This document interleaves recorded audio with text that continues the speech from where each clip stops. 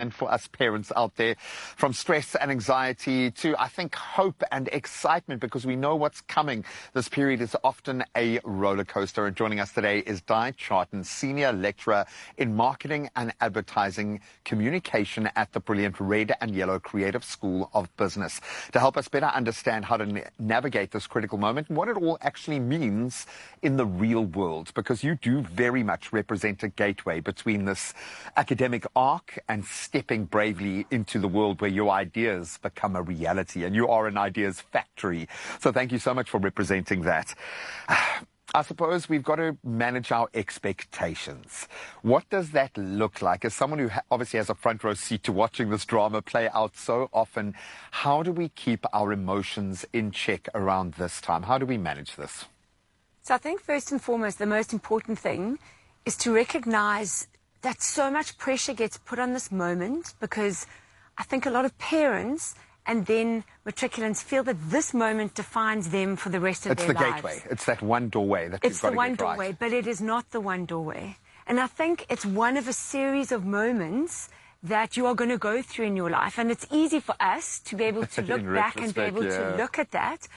But that it is such an important time to go, this is one of those moments. You are on a journey. You finished one stage of your learning journey where everything was defined for you, pretty much. Whether you liked it or not. Exactly. You could go, I might choose this subject or that, but at the end of the day, it was predefined for you.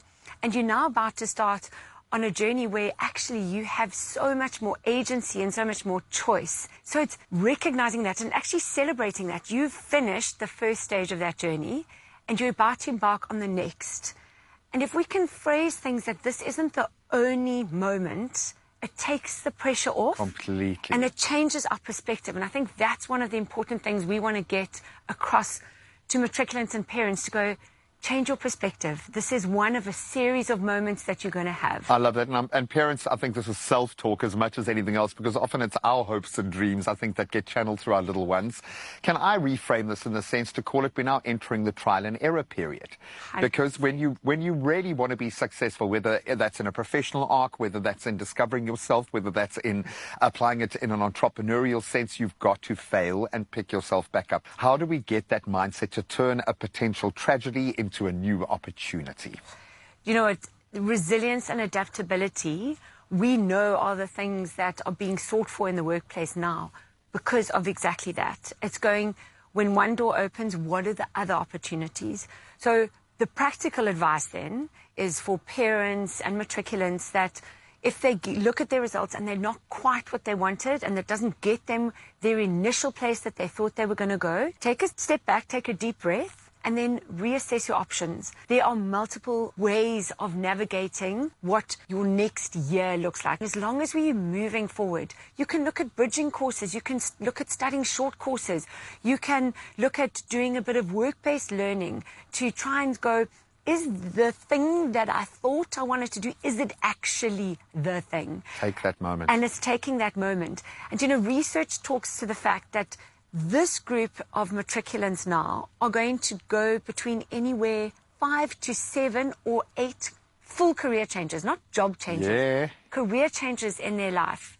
And so it changes the perspective, because what you're doing is you are choosing a path for where you're going to go to for the moment. What's going to open up the next level. And what's going to open up the next level. Well, let's hone in on that for a second, Joe. What is that next level going to look like? We are entering into a space now where I would imagine half of next year's jobs don't even exist yet. 5, 10 years from now, how do we future-proof our children? How do we future-proof ourselves as a young learner?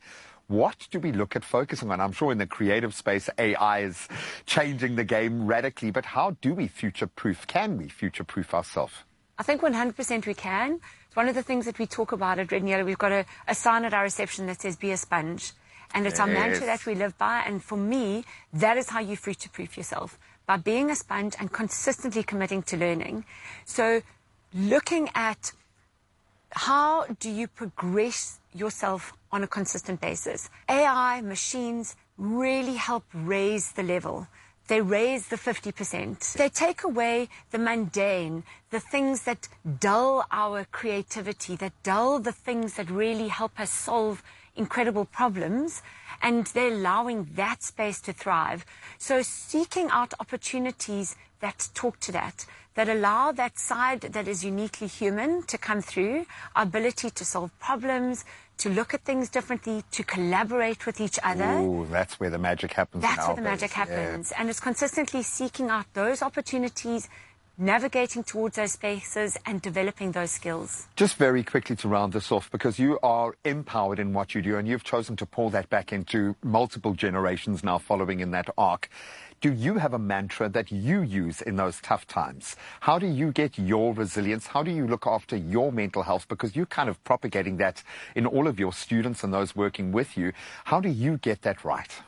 So for me, my biggest thing is that perception shapes reality. And that is the thing that I look at everything, and you can shift your perception. It is, and once you shift your perception, you shift your reality. So I'm that person. I'm a 100, it's not even a half glass full. I'm like, I reckon it's near the top the whole time. Yeah. And I'm consistently, when I get setbacks, and they come often, and they've come plenty of times over my life, it's going, what can I learn from this? Because this allows me to take the next step forward.